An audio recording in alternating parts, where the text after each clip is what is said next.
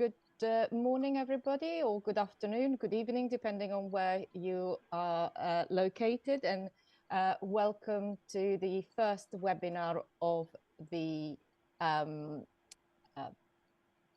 the EMISIG of BALEAP. I got there. SIG, was it? And it was the SIG that was missing the word. My name is Daniela Standen, and I'm the secretary for the SIG, and I'm also an associate professor at the University of Reading. And it's great to see so many people here today. We have got a set of brief introductions before we start, from starting with Mustafa Akıncıoğlu, from which is the chair of the EMISIG, and then from Conrad Heyns, the chair of BALEAP, before we move on to Diane Pecorari of the University of Leeds, and Hans Malmström from Chalmers University of Technology for today's presentation. Before we start, and I'll pass on to Mustafa, just to remind you that this presentation is going to be recorded. So if you wish to not be seen in any future sharing of this presentation, which is going to be put on YouTube, please do keep your camera off. For any questions, please use the chat at the moment, and then we will ask for you to come on to speak at the end of the presentations, if you wish, or I will just read out the questions for you. And we will not be recording the question part of the presentation. So without further ado, I think I'll pass you over to Mustafa. Thanks, Daniela. Hello, everyone. Welcome to the very first session of our global webinar series. It's wonderful to see all of you here today. First, I'd like to express my sincere thanks to Professor Diane Pecorari and Professor Hans Malmström for joining us today. Their work is internationally acclaimed, especially for bringing together the fields of English for academic purposes and English medium instruction. We are truly fortunate to have them leading this kickoff session. A special thanks to Conrad Heyns for encouraging me to start this EMI special interest group for BALEAP. And I'd also like to thank the EMISIG committee. Huge thanks to Daniela, our secretary, Ben, our web coordinator, Eileen and Natalie, our events coordinators, for their hard work making this event possible. Without further ado, thank you all once again. Enjoy today's session. Thank you, Daniela. I'll unmute myself. And Conrad, if you want to say a few words. Thank you. Sure. Folks, I'm thrilled to be here and very excited, because this is our newest and latest SIG, BALEAP SIG. And I'm glad I encouraged Mustafa, but really it's Mustafa who actually was the one that was the driving force behind this. And so I'm very excited that we're having our first meeting of the EMISIG today. It's really, really exciting, because there's a lot of interest in this area. And just by looking at the number of people here today, that's just attests to that fact as well. So yes, from a BALEAP point of view, we're thrilled. And we're thrilled, as just to add to what Mustafa has already said, to welcome Professor Pecorari and Professor Malmström here today. And they're going to explore the origins of the sort of collaboration between subject teachers and language specialists in English for Special Purpose and EAP. And this is an interesting area. I mean, I think this is where EAP is most successful, is the kind of relationship and collaboration between the EAP, ESP specialists and the coordinators, professors, heads of departments where those students are going to be studying.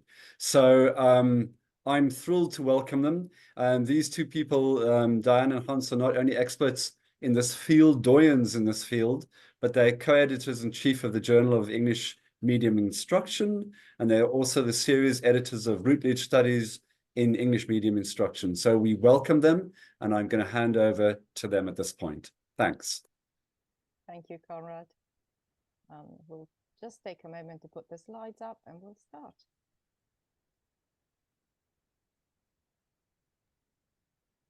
And as always, I have to ask, can you see my slides?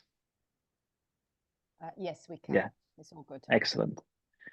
So thank you so much for that introduction, and a big thank you to everybody attending today. I join the others in saying good morning, good afternoon, or good evening to you all, regardless of where you are. Diane and I are extremely honored to have been invited to give the opening talk to this very important group of people.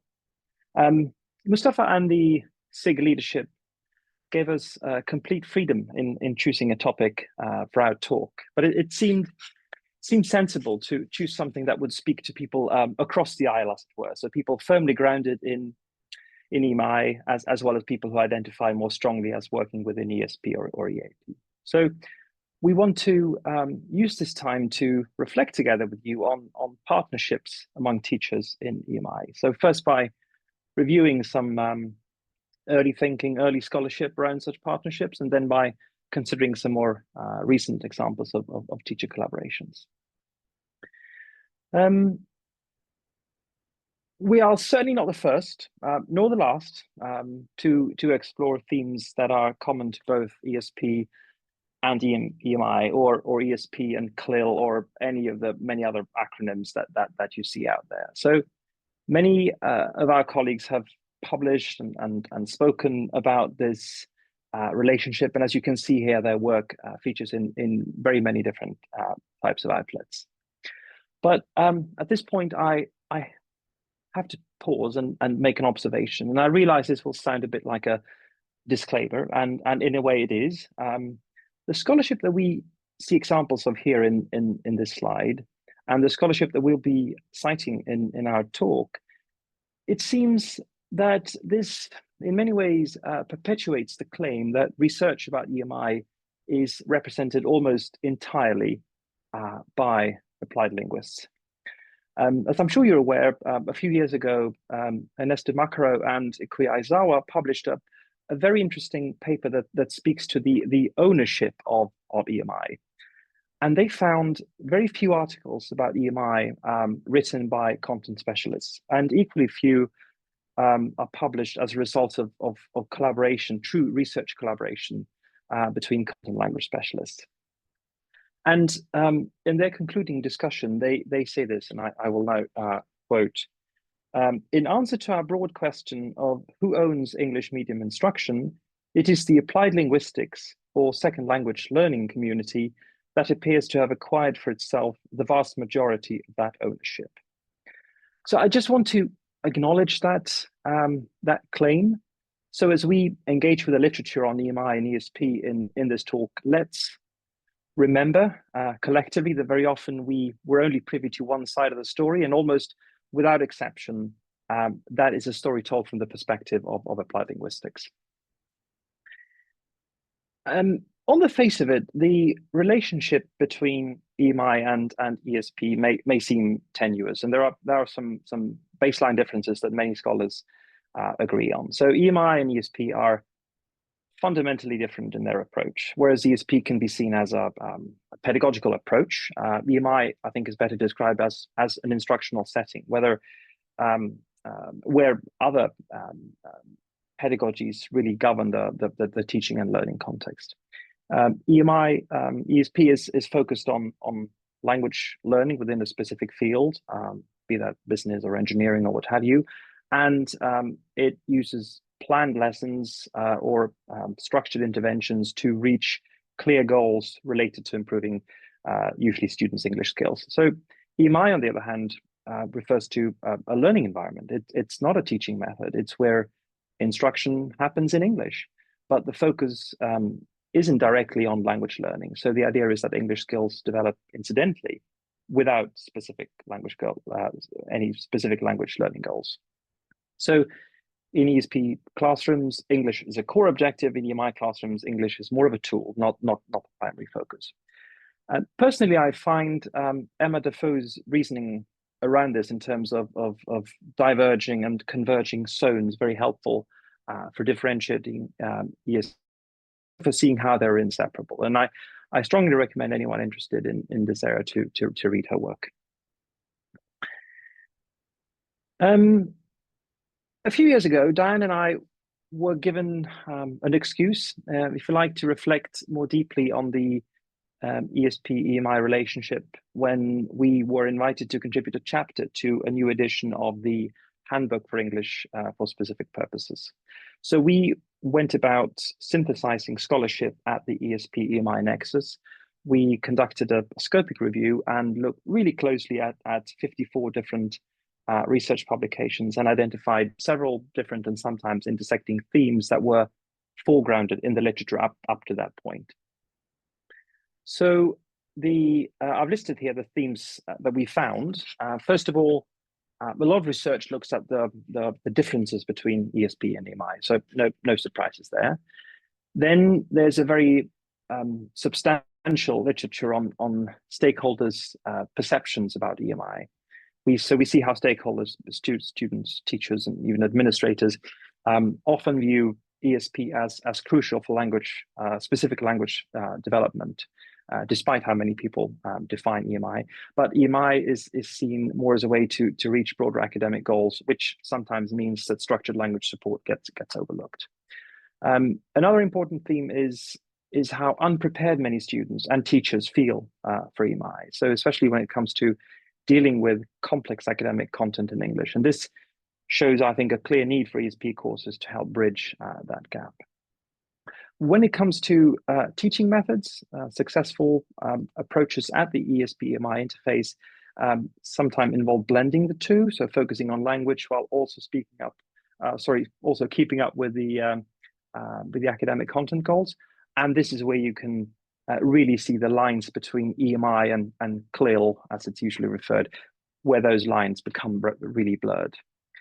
In EMI settings, the linguistic demands are really high, so students need to handle complex, specialized academic language, and ESP can really help by stepping in to provide the tools that the students need to manage this. And lastly, there's a lot of research that speaks to how ESP can help students succeed in EMI by giving them the language skills they need to understand and engage with academic content more effectively. One theme in particular, though, caught our attention, and this relates to collaboration between EMI teachers and ESP teachers. And here we saw a lot of literature emphasizing how content and language really are inseparable in EMI context, and how this creates almost like a need for collaboration. Diane and I have spoken about this before, adopting a disciplinary literacy perspective. We're not alone in that camp either. So both, for example, John Airy and Emma Defoe, as I mentioned before, have drawn on the notion of disciplinary literacy to highlight how the discourse of a discipline really is the sort of totality of the semiotic resources that are integral to a discipline's many different modes of knowing. Having begun investigating this space together for the purpose of that handbook chapter, Diane and I subsequently had the occasion to pursue it separately and in two partially different directions, and that's what we're going to present here now. We approach the topic of teacher collaborations, I would say, from different but converging positions. I think Diane's motivation comes, at least part of it, comes from her working in an environment heavily influenced by the ESP and EAP tradition, whereas I do a lot of my teaching work precisely in context of integration, whether collaborative competence of myself and my colleagues is really put to the test almost on a daily basis. Dan will start by providing some interesting historical context for teacher collaborations, and after that I'll pick up and we'll look at some more contemporary examples based on some recent work that I've done. Dan, over to you.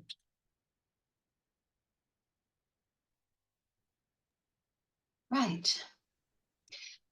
Thanks very much, Hans, and thanks, Mustafa and all, for the invitation to speak. I'm really glad that there is such a thing as a BALEAP EMISIG, and I'm really honored that you asked us to speak at this first outing for it. So, as Hans has indicated, there are pockets of work in various areas which have relevance for the subject of language and disciplinary specialist collaboration. And in this part of my talk, I'll look at the earliest such body of work which I know of, and that is from English for specific or academic purposes. Hans, can we have the next slide, please? Thanks. And go ahead and advance the, oh, no, okay, sorry. I thought something was going to be there that isn't, never mind, all good. Right, so as EAP and ESP, and I guess I'm sort of regarding EAP as a corner of ESP, although I understand that other perspectives are possible. It is a relatively young field, and it came into being in a way that is rather reminiscent of the situation with EMI. In the wake of the Second World War, English rapidly began consolidating its position as a global lingua franca. Suddenly, people who were active and successful in their professions and vocations had a need to learn to speak about their area of expertise in English. Can we have the next slide, please, Hans?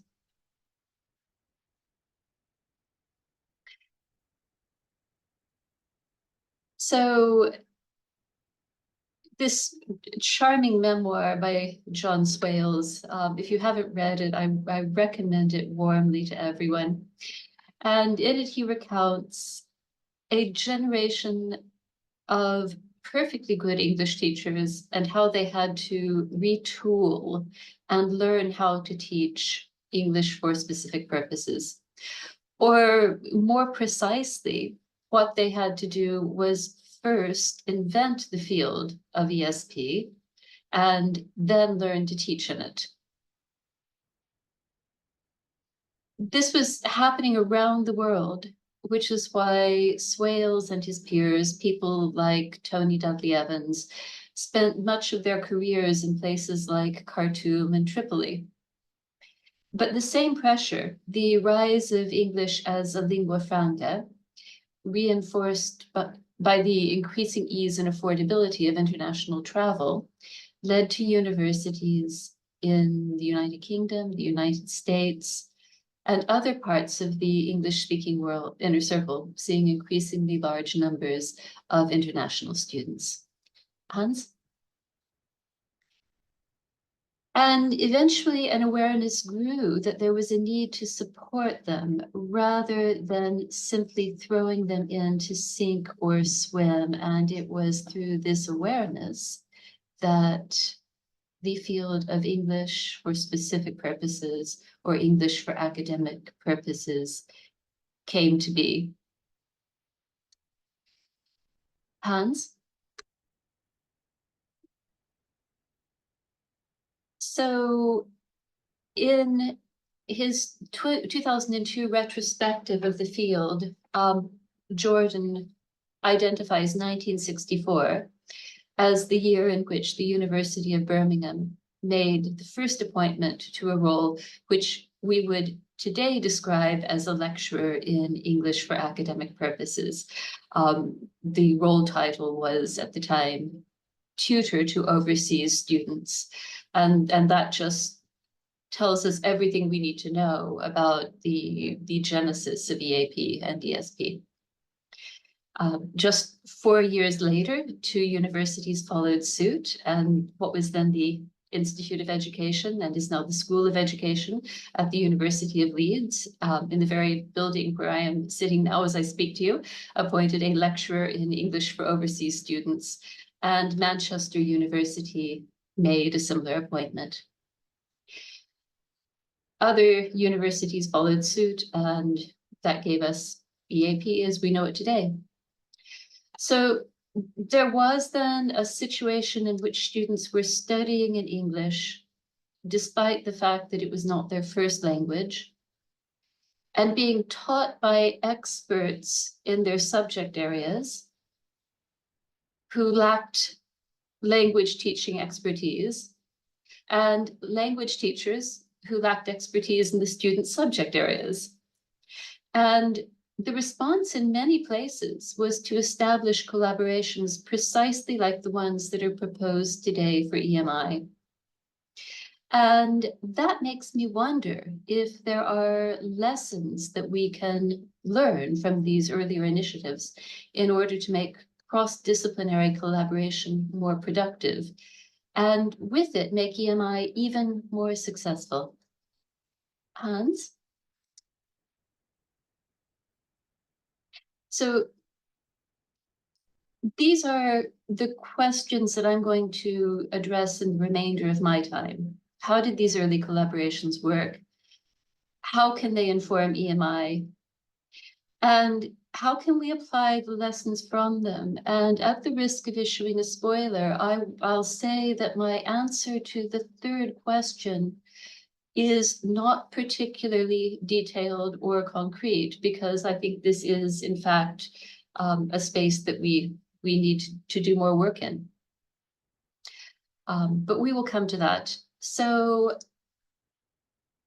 in approaching this task, what I'm going to do is not sort of present a comprehensive review of the literature, but rather tease out a handful of themes from it, which I think are instructive. Hans? Thanks.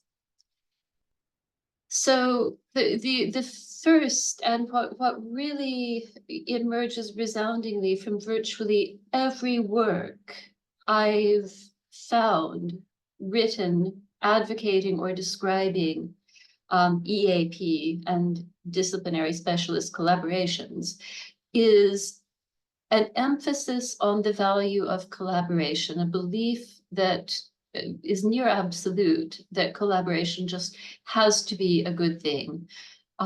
So Morehouse says that a close working relationship between the subject specialist and the literacy teacher is absolutely essential for EAP to happen.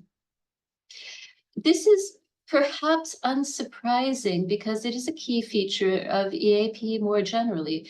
To prepare students for specific situations, it's necessary to understand those situations. However, it is perhaps instructive to note this important difference between ESP and English for specific academic purposes on one hand, and general English teaching, or EGAP, on the other. Hans? Thanks. A second theme is that there is a degree of negotiation that is called for because the two specialists have different areas of expertise, different perspectives, and to some extent, different objectives. Morehouse, whom I cited a moment ago, gives an example from a context in which students were being taught about textiles, and specifically knit textiles, and points out that the subject specialist prefers to introduce the word yarn because it's technically the most accurate one and a very specific term. But the language teacher might prefer to introduce the word wool because it's more frequently occurring, and therefore it appears in a wider range of contexts, and it's polysemous, and therefore it might be useful to students in a wider range of contexts. So that's just sort of one illustration of how the language specialist and the subject specialist see things from a different perspective, and in collaborations, well, need to make their collaborations negotiated ones. Hans? Thank you. So these early accounts also describe provision being built from the bottom up. They describe new programs being jointly planned by the two teachers, and the planning for them involving the development of entirely new materials. And I think that will resonate with a lot of EAP specialists, because we know that materials development is an incredibly central part of the EAP specialist's role. I think it's worth observing, though, that this starting from scratch phenomenon isn't necessarily something that you would expect or that you would feel had to be the case.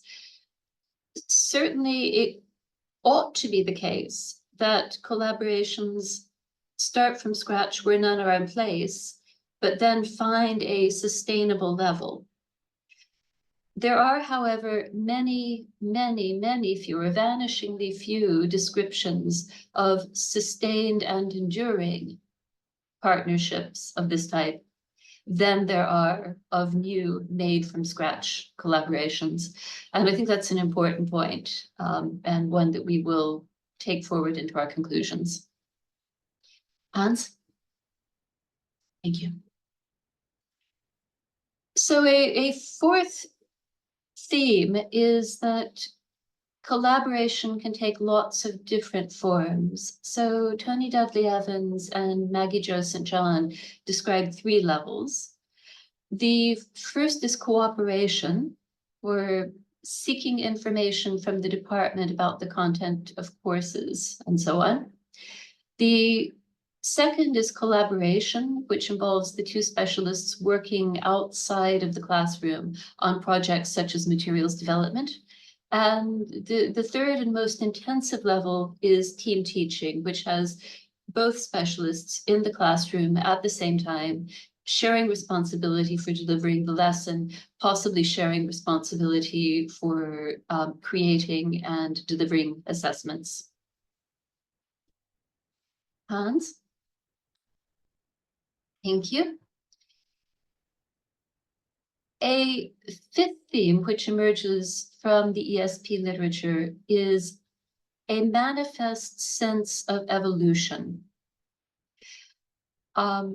Precisely because these early interventions were built from the ground up, there were learnings which could then be taken on board in subsequent offerings. Changes in the stakeholder group occurred, and sometimes changes in the environment occurred, such as the availability of resources. Hans? Resources are, in fact, the sixth and final theme, and I think arguably the most important. Morehouse boldly states that, and I am quoting, the two most important considerations are time and money. And of course, we know that time is money. Collaborative enterprises of all kinds are time intensive and therefore resource intensive because they involve multiple people performing a task instead of just one. Roz Ivanich described a project, an early such collaborative project, which was started with special funding, which was secured for 1 year to allow a team teaching approach. And the rationale for being able to do that was that it was a form of professional development for the subject specialist, a form of professional development to work together with a language specialist and learn how to deliver some of the language learning outcomes within the context of a disciplinary course. And no doubt it was a form of professional development for both of the teachers. However, that was one-off funding. And after the first year, it expired. And it was necessary to remove one of the teachers from the classroom. So I made the point earlier about sustainability, and the sustainability of any subject and language collaboration comes down in part to the dependability of its funding. Hans? So these are 6 themes that I've gone over now that come out of the early literature on EAP and subject specialist collaborations. And as I hand over to Hans now, I think that some of these themes are going to be echoed to some extent in what he has to tell us. Indeed. So when we shift our focus to more contemporary examples of teacher collaborations, I encourage you to remember the 6 themes that Diane just mentioned, because you will recognize some of that in what I'm saying. So I'm going to draw on some recent work that I've done together with a colleague in Hong Kong. We conducted another scoping review of research on teacher collaborations between content teachers and language specialists in EMI, and we allowed our work to be guided by 3 questions. The first one was, what forms of teacher collaboration exist in EMI between subject teachers and language specialists? The second question was, what are the primary obstacles encountered when subject teachers and language specialists collaborate? And finally, how do practitioners overcome challenges and foster effective collaboration? So, in other words, our focus was on forms of collaboration, barriers to collaboration, and strategies to address challenges. So I thought what I do now is illustrate this by highlighting some examples from the literature that we looked at. And because I don't have a lot of time, what I'm about to share with you is absolutely not an exhaustive list. So in our review, we identified collaboration at the institutional level, the faculty department level, and also at the individual level. I think a great example of collaboration shaped very much at the highest institutional level is Ramirez et al. Published last year. In this case, this happens at Columbian University. They launched a university-wide EMI initiative. This was done on the basis of a proposal of such a program from the language department, and it was subsequently approved, formally approved by the university's academic board. There was then also initial training offered for EFL teachers, and around the same time, the university's vision and mission statements were also amended to allow the university to embrace English across the curriculum as a core goal. And there was an option for teachers to become certified as EMI coaches. They were assigned to collaborate with content teachers through training, and they were also encouraged to do research together with them. And faculty across the university began integrating EMI in here. And this started with 9-hour training sessions, followed, I think it was 10-hour one-on-one guidance with the EMI coaches. And at the same time, the university also opened a language center, providing sort of continued support for both teachers and students. So this, I think, is a really good example of a decently resourced, top-down institutional level collaboration initiative. Another example of well-resourced and I would say largely well-received collaboration is reported by Clarence et al. About 10 years ago. This time, the scope of the collaboration was limited to a single faculty. In this case, it came about as a result of a language specialist, a single person working with a group of law teachers to transform the way legal writing was taught at the university. So, as we know, the ability to write clearly, concisely, using appropriate language, form, and style, this is a highly regarded skill in law. But students at this South African university they were struggling with their writing skills, and teachers were struggling to find ways to teach writing, especially since they were this was happening in large classes with more than 100 students. So the writing specialists introduced a model to embed legal writing and thinking skills within the coursework, and they also wanted to scaffold teachers and teaching assistants training of students to adapt their thinking in conjunction with writing. And this happened through writing workshops and various other activities. Finally, then, collaboration can also happen on an individual level. So in China, Rui and Lo documented a 13-week collaboration between an EMI drama teacher and an English teacher. So these two people met outside of class and tried to really, I think you would say, refine the drama teacher's teaching strategies.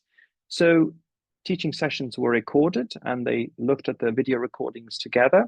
And then the English teacher suggested certain improvements. And this, for example, involved incorporating language objectives into the drama syllables, but also hands-on things like adjusting pedagogical methods for better comprehensibility, and also trying to enhance the students' character analysis for assessment. So the changes in this case really aimed at improving both content delivery and the language acquisition of students, because in the Chinese context, that was an important aspect.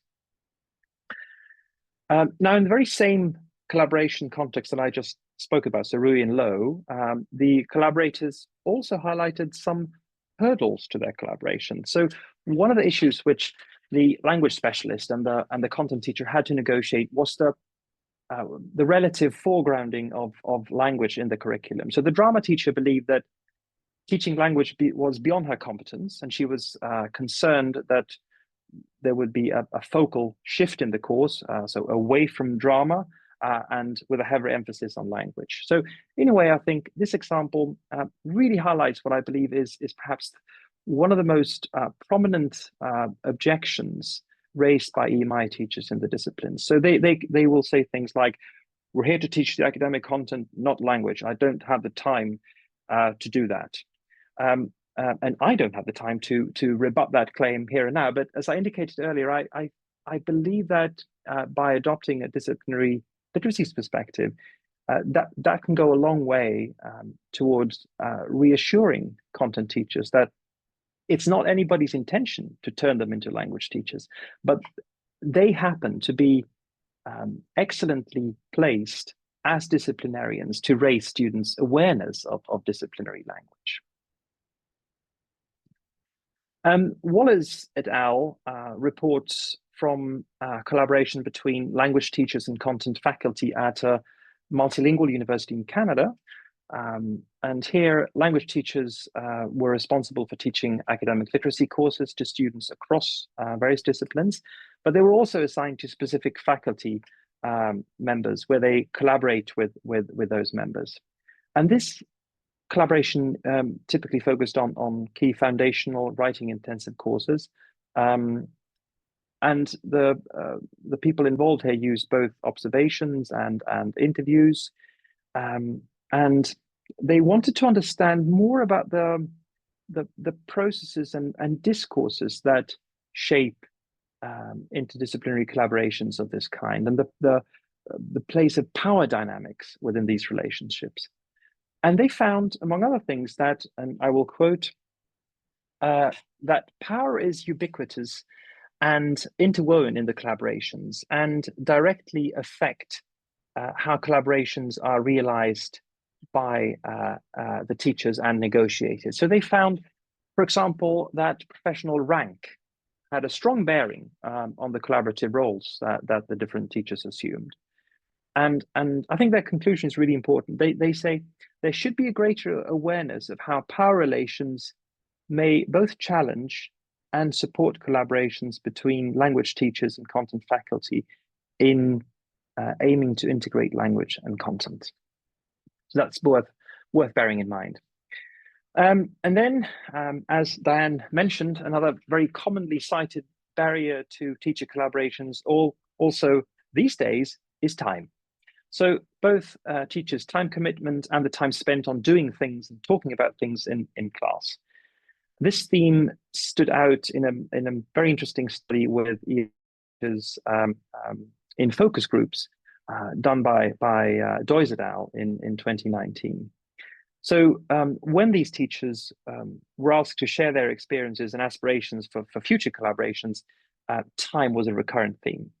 And the EMI teachers said things like, I have no time to teach both content and form.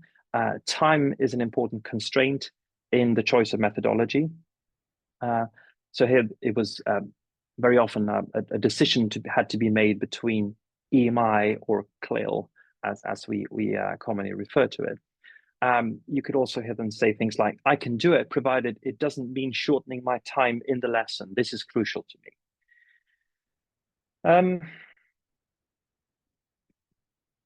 There are ways to overcome the many different challenges to teacher collaborations, and I'll briefly mention a few examples here. So as I just mentioned, the relative foregrounding of language in the content classroom can be perceived as a real challenge by many teachers. And this is an issue acknowledged in two studies that we include in our review. So Macro's work and Akıncıoğlu's work from 24. Both of these studies report on the use of a specific tool. They call it the collaborative planning tool, the CPT, which is intended to enhance teacher collaboration. So language teachers and content teachers met in what they call collaborative pairs, and they use the prompts and questions of the tool to help them reflect on the language content of the teaching. And the researchers wanted to know to what extent the collaborative planning of teaching using the tool, in what way this led to changes in beliefs and practices of the EMI teachers.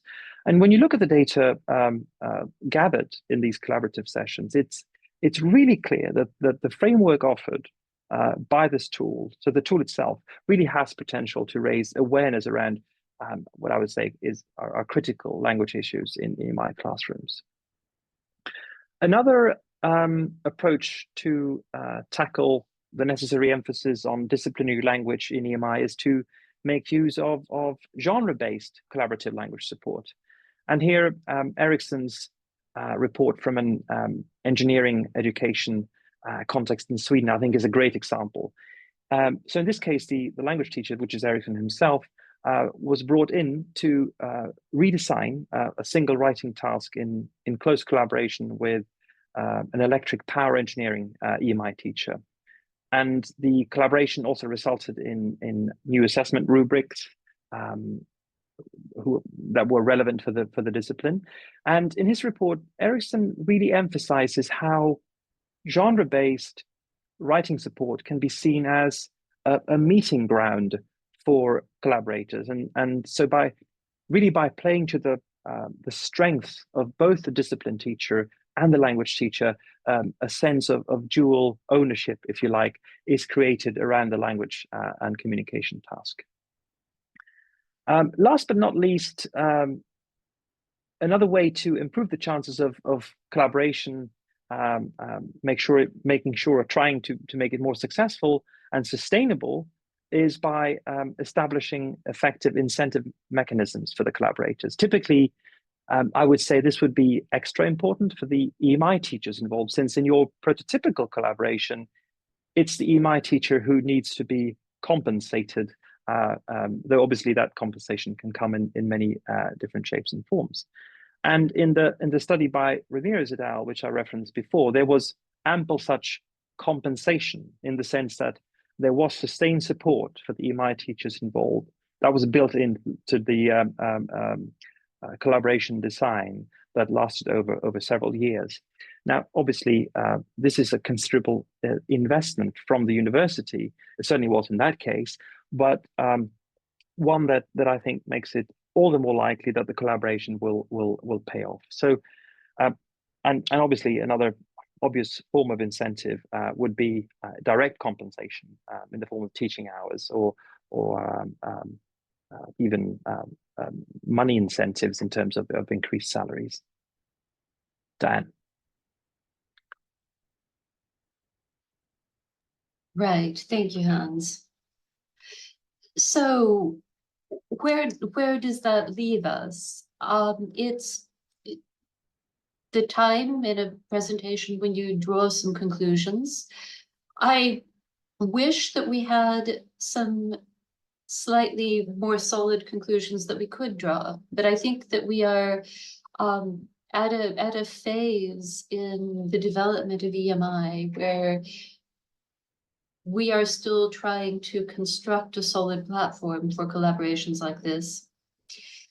But we've seen that there are quite a few similarities, I think, between what this earlier body of language and subject specialist collaborations found and the experiences that EMI and subject specialist language and subject specialists within EMI environments are finding now.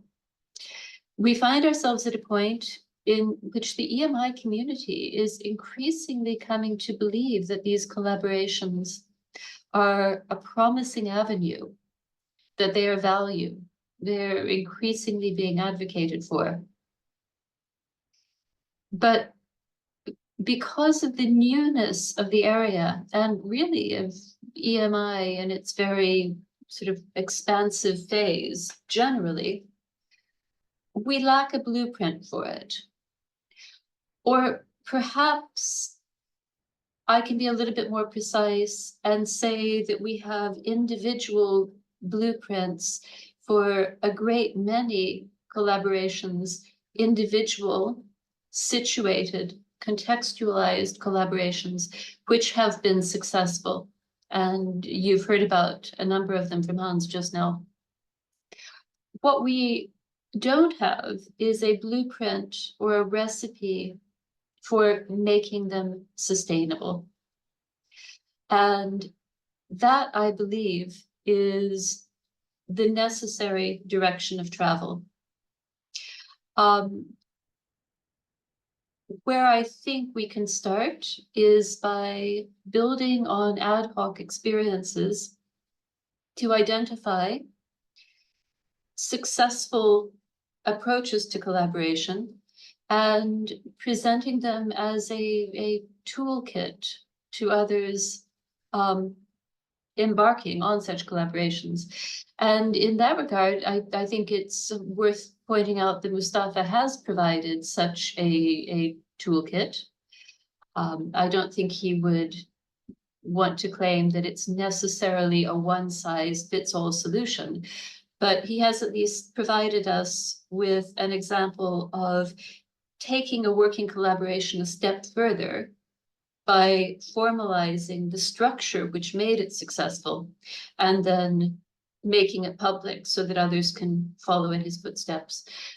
So this, as I say, I think I can speak for Hans and say we both think that this is the needed direction of travel, and this is a problem that the field of EMI needs to pay some attention to and work out.